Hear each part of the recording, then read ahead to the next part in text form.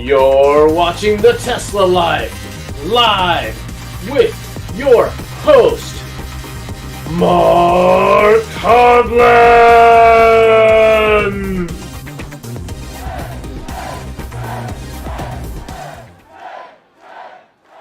Hello, everybody, and welcome to the Tesla Life number 397. Here we are on the, what is it, the 5th? The 5th already. Yep. The 5th of February, 2025. And a quick shout out and hello to 010 and Lee Moon, who chimed in the chat room first today. So hello, gentlemen. With me, as always, we have Mr. Casey Green joining us from undisclosed location in the Mid-Atlantic. How are you today, sir? Doing all right. We had like 80-degree weather today. It was interesting. 80 degrees? Yeah. We had snow here. That's crazy. My gosh, we're 25 today was our high. So 80 is just a little bit higher than that. 25 Fred, I'm assuming. No, yeah, Fred, 25 Fred. Okay. Yep. Oh, wow. Yeah, just a little bit. Yeah. And with us, as always, Mr. Patrick Connor joins us from the West Coast. How are you today, sir? Hello, I'm good. I'm in here staying warm. We're going to have a Falcon good show for you today.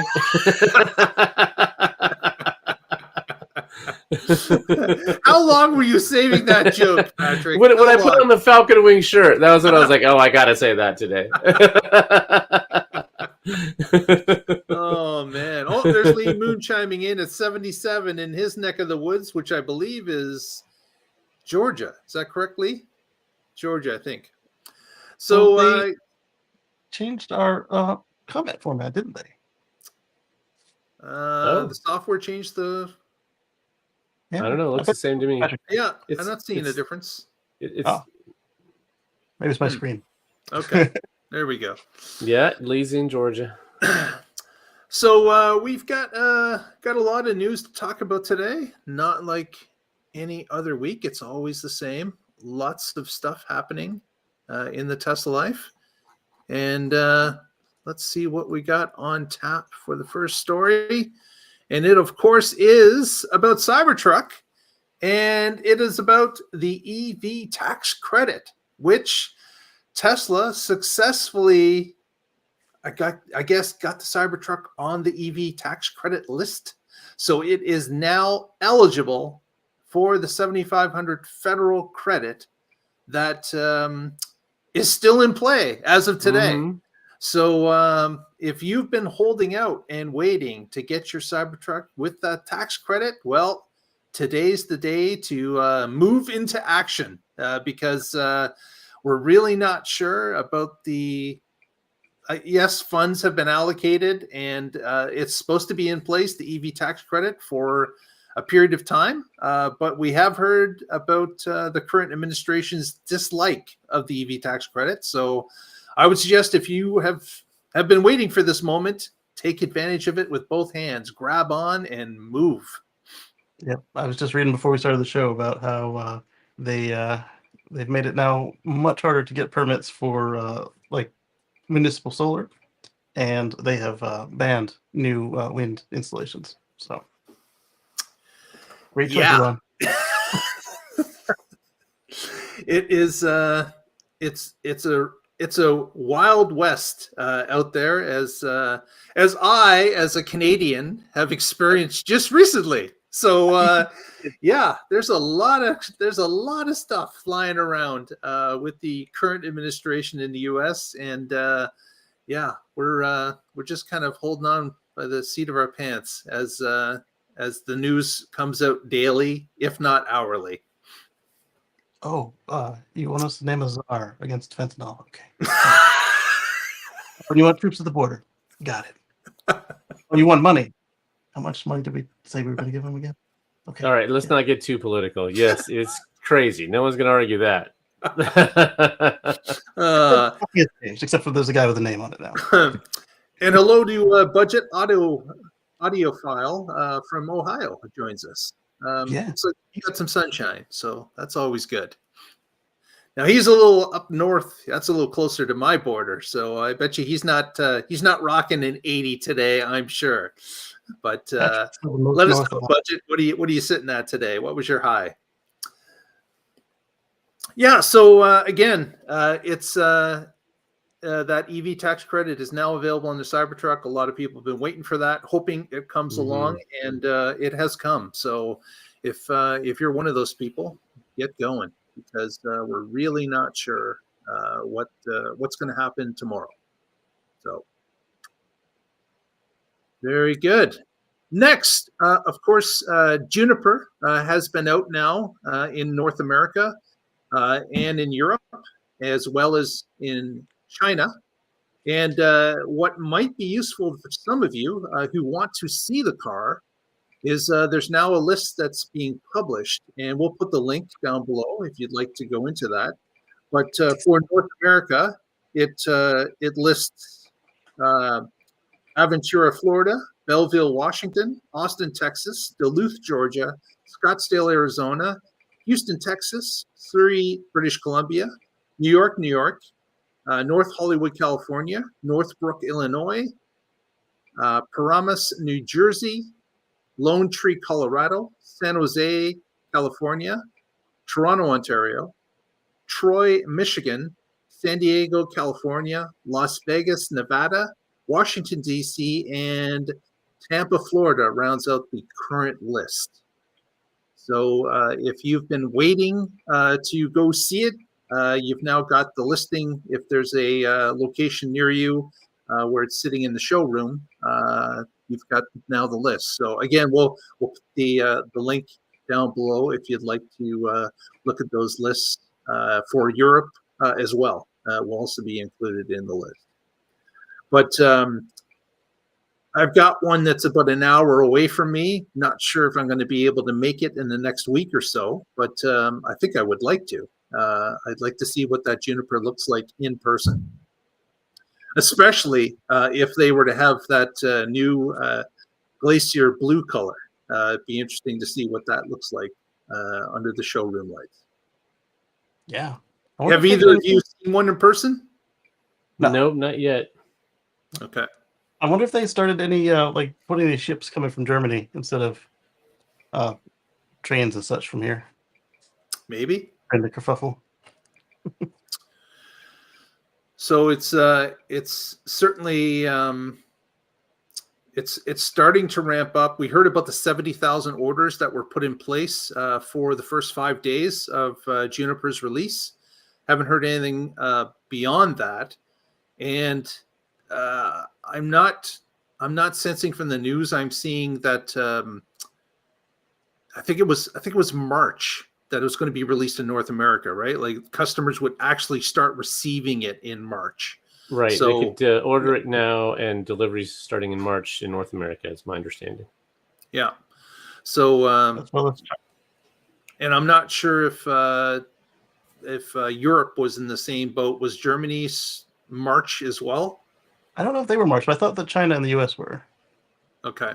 I wouldn't be surprised if they were April, but still, it's not. It's still going to be first half of this year where it's available globally. So that's great.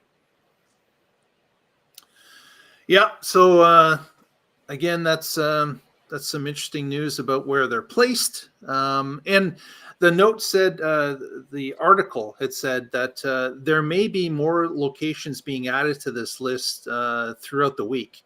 So it looks like they have been ramping up, adding more and more locations. Just saw a couple added 2 days ago. So it could be, the list could be updated as time goes along, because it seems that they are pushing them out to other locations. So if it's not near you today, maybe by next week, there'll be some other locations added to this listing. Could be real soon. Exactly. Next, Patrick's got a story for us about his favorite, the Megapacks. That's right. I love big batteries, and I cannot lie. So this story comes to us from Drive Tesla Canada by Darren John. And if you're a regular viewer, you know he's a nice guy. He's been on the show. and it's titled Tesla to supply Orix with 548 megawatt hours of Megapacks for one of Japan's largest energy storage projects. So Tesla's going to supply these Megapacks, and it's going to go to a facility in Maibara Shiga Prefect, and the operations are slated to start in 2027. So this project's going to enhance Japan's grid and help support its transition to sustainable energy. And if you haven't heard of Orix before, they are a financial powerhouse in Japan. They have operations globally in North America, Asia, the Middle East, North Africa, and they're involved in leasing, lending, life insurance, real estate, financial development, venture capital, retail banking, and securities brokerage. So really, they own Japan, is what you're saying. And small portions of the rest of the globe, yes. Yeah, and it makes sense that an operation like this is going to have a lot of capital up front, and it's going to pay off over many, many years. And you can, if you're a large financial institution, you can make an investment like that.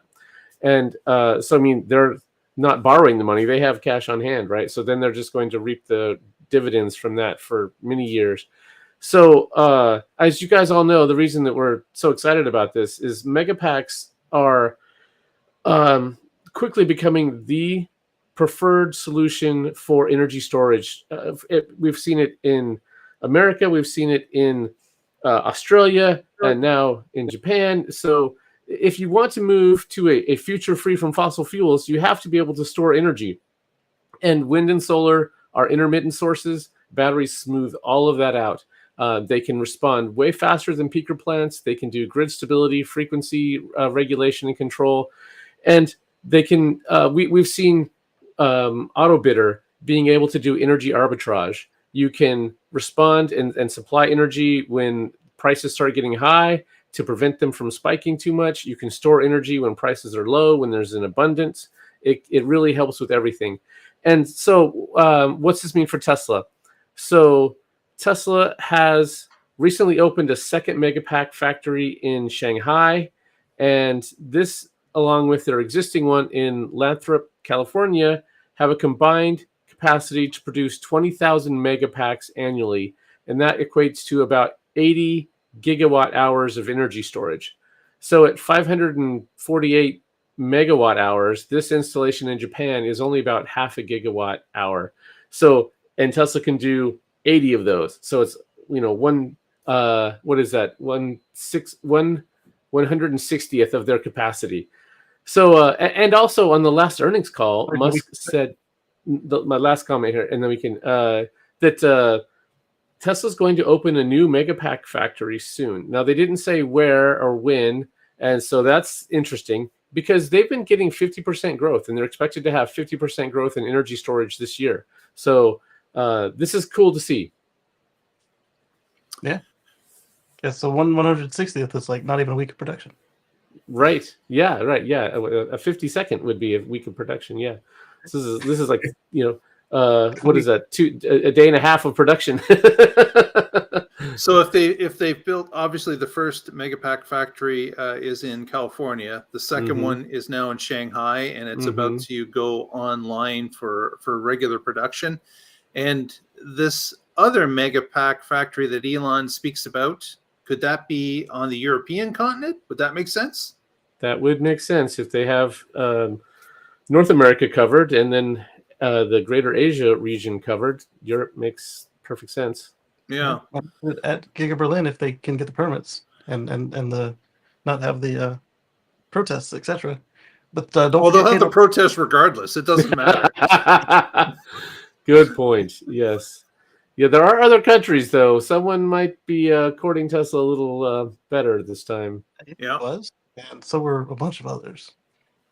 South Africa even had a bid in. So interesting. Yeah, it doesn't make a whole lot of sense in South Africa though. But not unless you're going to snag a cargo ship on the way by.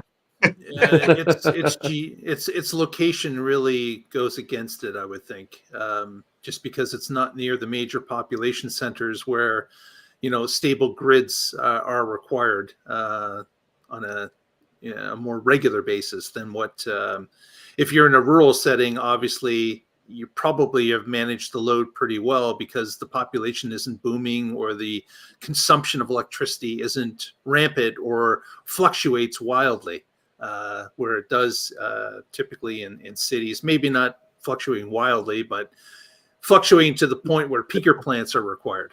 Mm-hmm.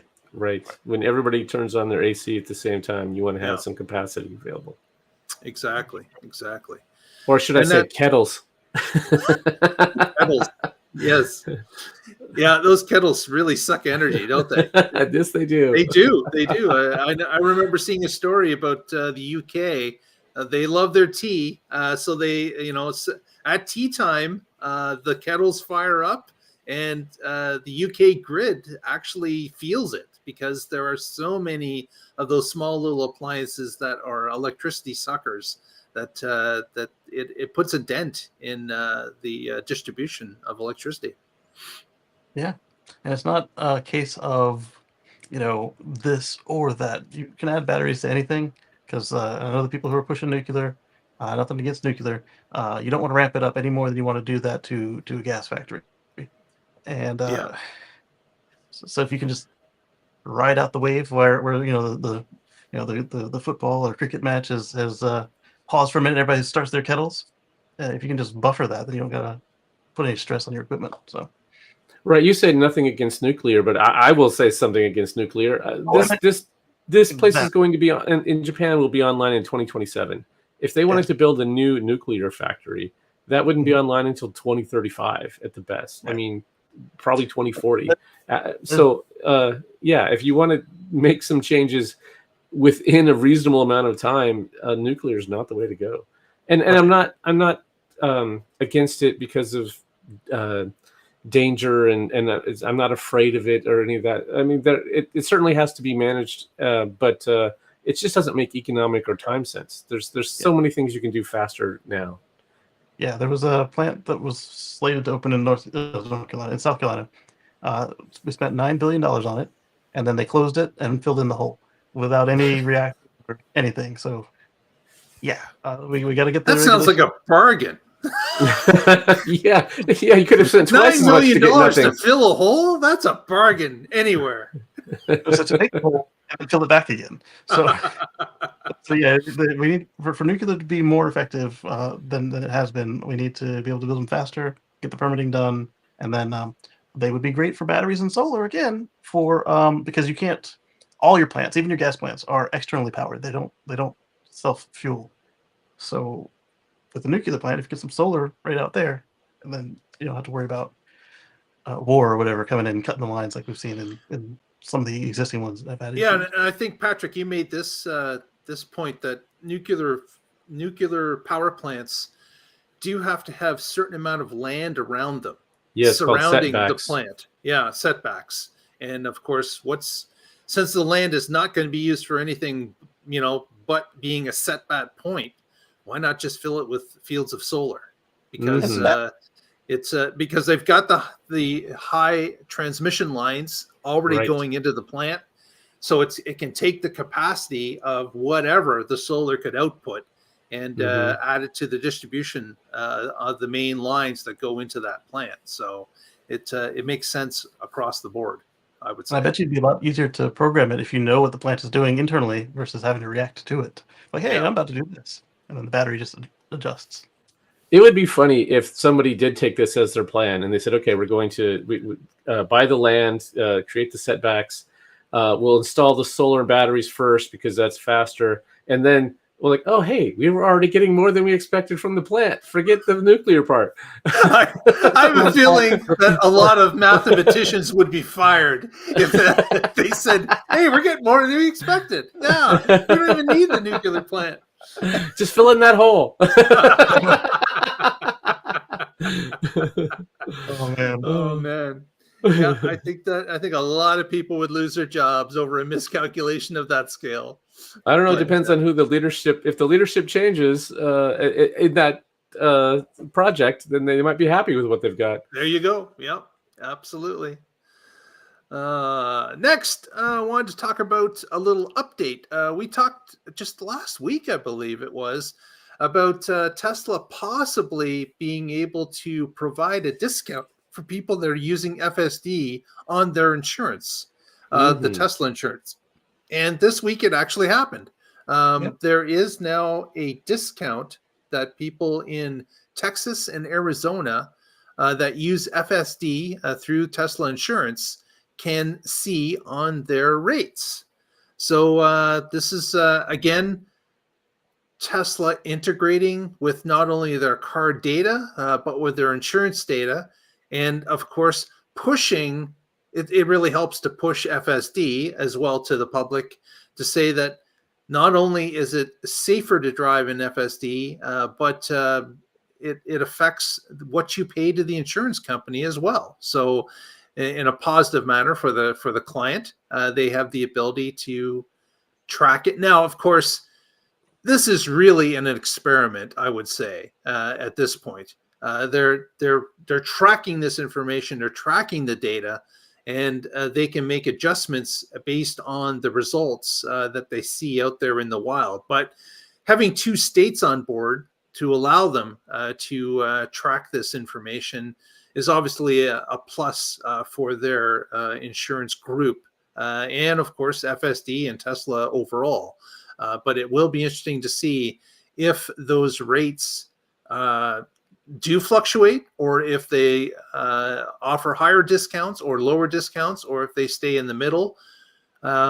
As more and more try it, the bigger the data set, the better for Tesla to understand what these actual what the requirements will be in order to lower rates or see them rise. It's going to be something that they will certainly be tracking over the next number of months with the clients that are on it.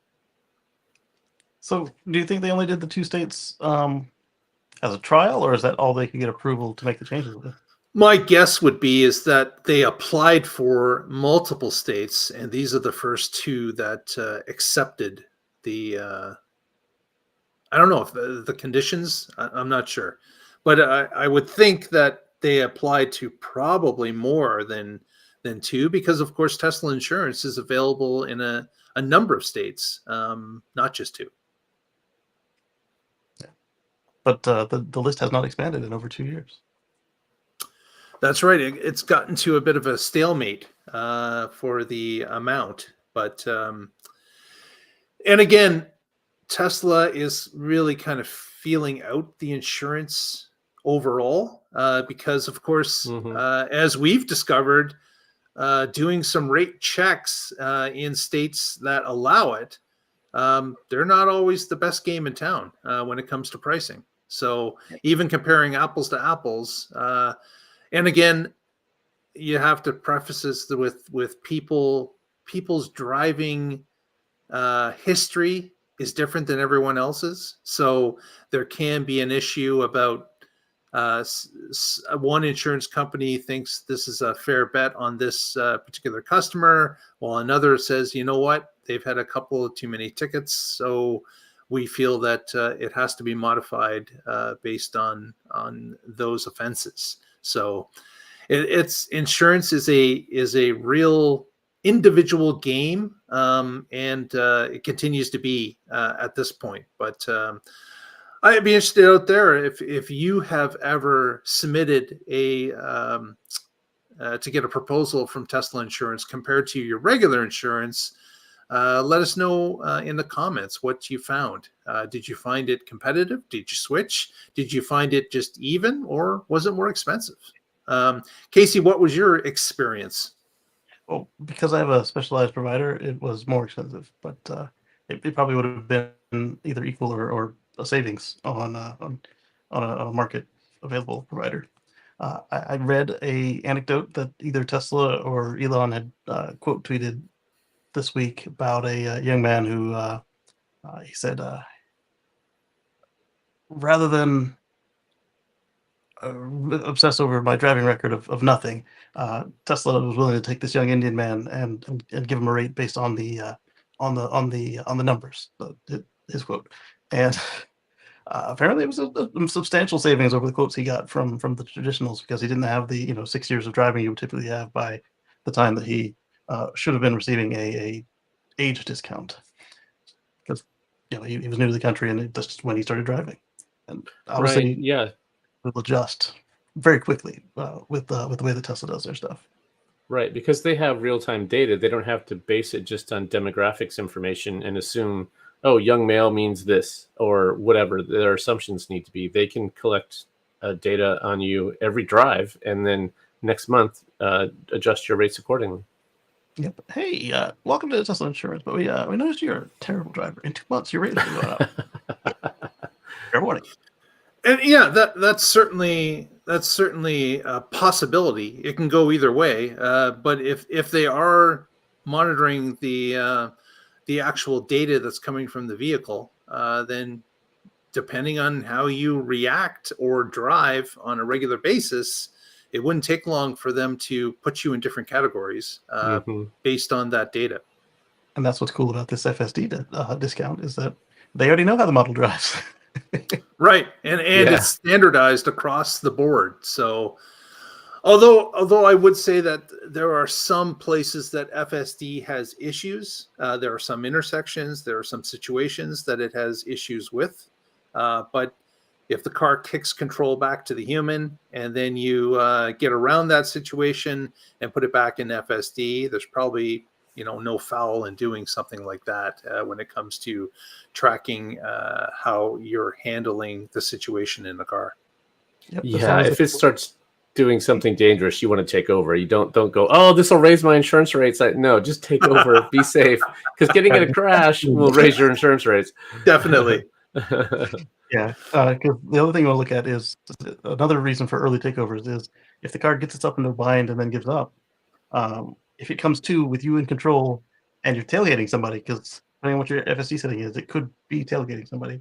That'll be a knock against you for the month, as well as if it's too many G's or speeding or whatever. So just if you've got the insurance, and you got the discount, and you see it about to mess up, just go ahead and take over early, straighten it out, then turn it back on again. Yes. Yeah, we did have Go ahead, Patrick. I mentioned this on the show before. There's an area here where they've taken out an intersection and put in a roundabout, and the maps still show it as a regular intersection. And I just drove through it yesterday, or I should say FSD drove through it yesterday. And even though there's nothing about a roundabout in the maps, it handled it perfectly. And that's just really great to see. Yeah. It was last week before on this place where there wasn't one, but there was. And that was on the 12.5.4.2, and it shook its way through it, but it did it. Right. Yeah, that's the advantage of having a system that's dynamic. If there's construction or changes, it's not just like, oh, I only know how to do this one thing. Instead, it's able to look out and see and make smart choices. It's pretty cool. Yeah, the vision allows the car to react to whatever has happened. If there's been a load of dirt dumped on the road, the vision's going to pick it up and try to avoid it, even though the map may have no clue. Right. Yeah, I found that mine does try to avoid obstacles when it can. There was something in the road the other day. It didn't look like much, but the car shifted over in the lane and then went around it. This is something I saw early on in like version 11 or 10 or 8, where it was actively trying, but it wasn't like an advertised feature. But now with the path planners, it's definitely something it tries to do if it can see it. So if something's raised up from the road surface versus a pothole, Right. tends to barrel through those most of the time. Yeah, the pothole thing has not changed really, has it? If that pothole is in line for the proper placement of the car in the road, you're typically hitting it. There's a right-hand turn that I have around here that where there's a manhole.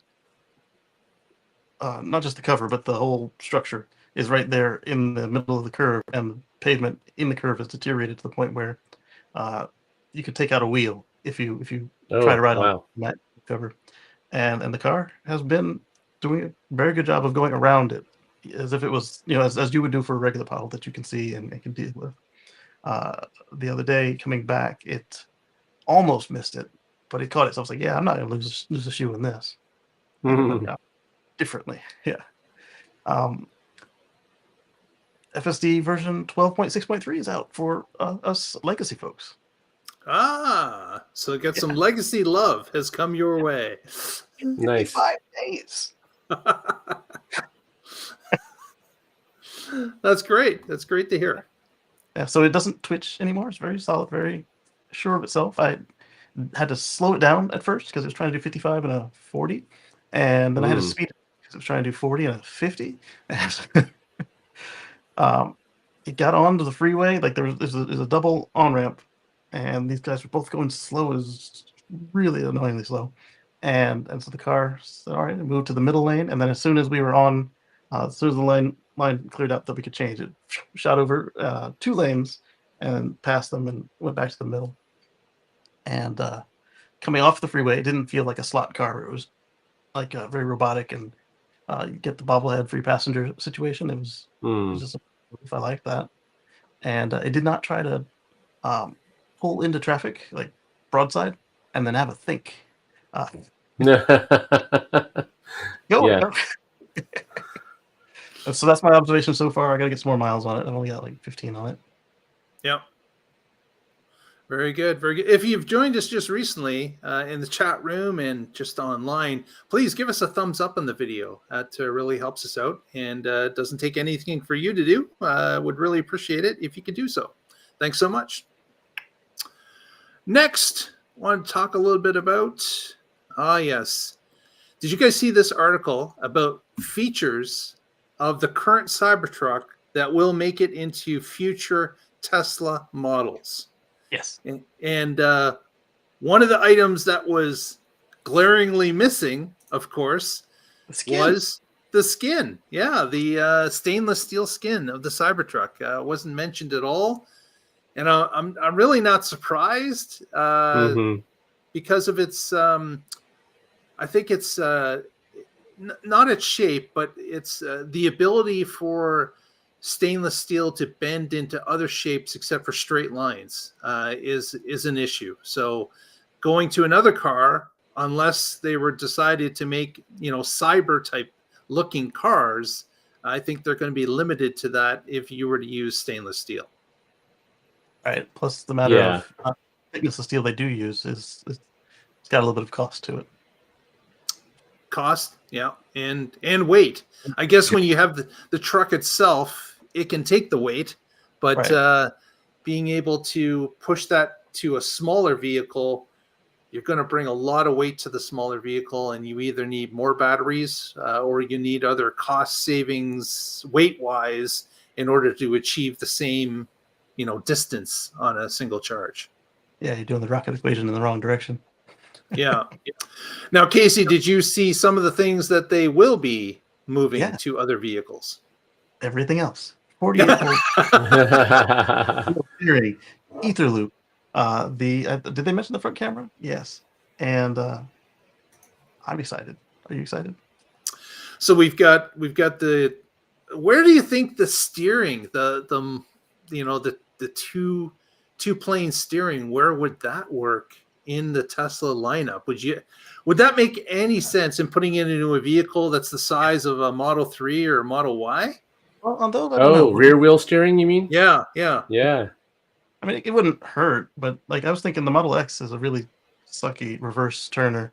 So if they were going to do another warmed over refresh, then they could go ahead and add it to that, and it would be much appreciated. The Model S would be nice on for the performance pack. I don't know. I'll be there. Okay, I'll be right there, baby.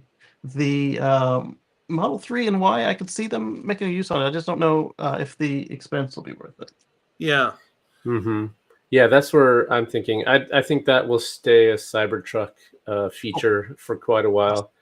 It kind of would make sense with Cybercab if you need to do tight turns, but the roads are made for normal cars to be able to do this stuff. You sort of only really need the 4-wheel steering if you have a really large vehicle. Long wheelbase, yeah. Yeah, so the thing that I do expect to see that I don't think this was on the list. We were talking about, the stainless steel.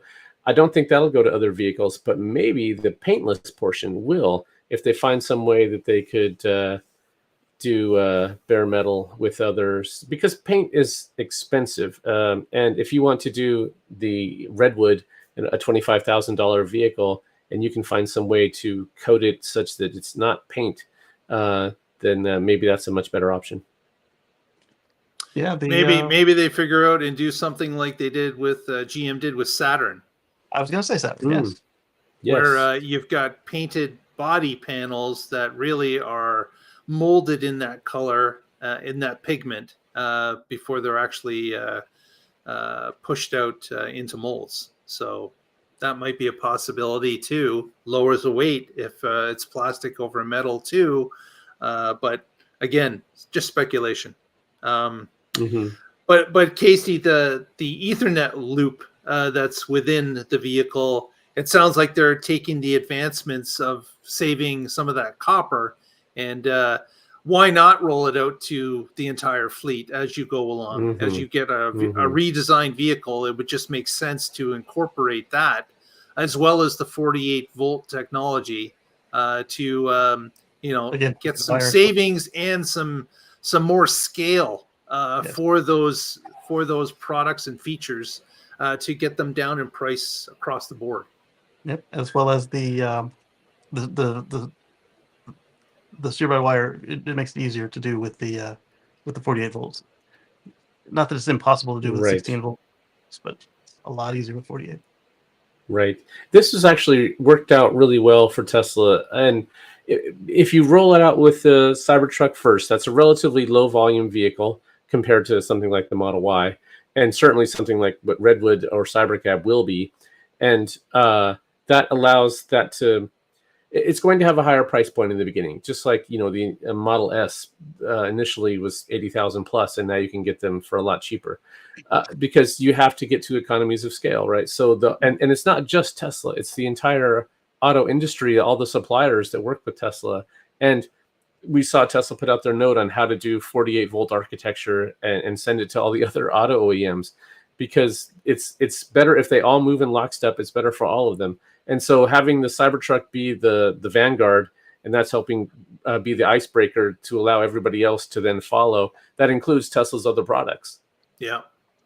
It just like you said, it's the icebreaker. It allows a demonstration, a white paper of sorts for the auto industry to look at and understand that that would turn their departments around, saying, well, what could we save? We know what we're currently using. What if we were to switch into this type of feature? Would it make sense for us to reap some more benefits from ether loop or 48 volt or whatever? I'm sure there's a handful of Cybertrucks that are spread out in a garage somewhere at every auto OEM that's reverse engineering Tesla's innovations there. Yeah, right. Definitely. Somebody had asked Musk online, they'd asked on X, if he was going to do another plan to show the folks how to do these things, and beyond what Jason Camisa told us about with the the how to go 48 volts PDF that I'm still waiting to find a copy of if anybody's got. The rather than answer that more directly, he said they can just buy one of our cars and rip it apart, and that'll be the fastest way for you to learn as another OEM. Yeah, makes sense. Or buy Sandy Munro's report, which I'm sure, I'm sure people like that. That was his actual job, or a part of the job at Munro and Associates, was to rip cars down, and they would sell the information to anybody that wanted to have the details about parts, costs, alignments, whatever, all there. Exactly. And it makes sense. I think that will do well, and it will spread. And then with them trying to standardize yet another electrical connector, the 48 volts internal connector this time, so the NACS, I think that they have a chance to make this happen, because those specialized connectors are what really, not exclusively, but they really don't help anyone, because you got to get the exact same part, but now you get the Ford version and the Toyota version, but really they're the same motor or the same sensor. And having just 6 compared to 106 certainly would make a difference to the parts bins of all the OEMs, being able to dramatically reduce what they're stocking. Mm-hmm. And then if everybody else goes 48 volt, then now you've got more tier 1, tier 2, tier 3 suppliers that Tesla can pick on without having to ramp them up themselves. So it helps them and it helps everybody else. Yeah, absolutely. Cool beans. Well, anybody in the chat room got a question, feel free to send it our way. But I think we've come to the end of what we had laid out for today. There's Highlander talking about the free wraps, vehicle wraps that they're offering for CyberTruck, trying to push people into a quicker purchase. I think Tesla's going to be running into a little bit of a slow period. Certainly the beginning of any year is their slowest quarter. Yep. But with the uncertainty out there, and from what we've seen, the time of year, I think there's going to be a little bit of a slump. There's also been some initial reports from Europe about the first couple weeks of January. Early reports showing that Tesla sales were down dramatically. But again, they're early reports. They're only a couple weeks. That may not be an alarm bell on its own. But in another couple weeks, we should be able to see at least a full month's worth of data. I'm sure Tesla has this. They're receiving it day by day, so they know exactly what's going on. But as it gets released to the media, there seems to be a little bit of a slowdown that's being experienced in Europe, at least. Yeah. Has the Quad Squad caught the Austin cars delivering themselves to the railhead and shipping outbound lanes yet? I'm not sure. Not sure if that's completed yet. Okay. And who's next after Austin? Is it going to be Shanghai or is it going to be Berlin? My guess would be Shanghai. In fact, I'm not sure why Shanghai wasn't first overall. They seem to lead in innovation over there. Well, I do suspect that part of it is that Fremont has the longer distance from the back door to the loading area versus the dedicated factories, where they were kind of built the way they wanted. Other than Cybertruck, because that has the tunnel. Yeah. Well, I think with that, Casey, let's go into shoutouts. All right. So coming up in 2 days, we've got the Tesla Life Express Edition 1. And then coming up after that, another 2 days. On Sunday, you'll have Let's Chat with Casey and Friends over at youtube.com/Casey Green or over on x.com. But for now, YouTube pays, X doesn't. So, and then again on Monday, come back again here, same time, same place, for the Tesla Life Express Edition 2. And then 1 week from today, at the start of this show, we've got the Tesla Life Live, number 398. And there'll be a lot of stuff because they don't sleep on us. Exactly. And if you haven't already, please, you can find out what's going on throughout the week by going to our X feed at the Tesla Life. Derek, you said something about a Cybertruck video you sent. Send it again, and we'll share it. So please, we'll send that along. Patrick, what do you got for shoutouts? As always, I'm with the Oregon Electric Vehicle Association. You can find us at oeva.org, and I blog occasionally at carswithcords.net, where I write about my future free from fossil fuels. And I'm sorry to the chat if I did not say nuclear correctly.